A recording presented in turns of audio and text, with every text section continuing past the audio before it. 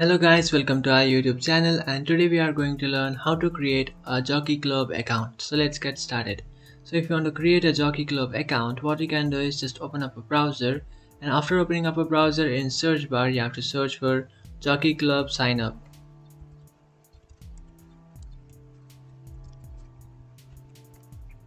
And after searching for that, you will find this first option which says sign up, so just tap on that. And after tapping on that, now what you can do is you have to scroll down, and after scrolling down here you have to enter your first name and then enter your last name, and now you have to enter your email address.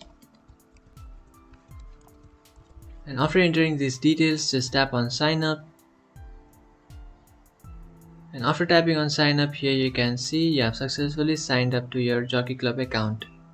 So that's it guys, this is how to sign up to your Jockey Club account. If you find this video helpful, don't forget to like and subscribe to our channel. If you have any doubts, feel free to comment below. Thanks for watching.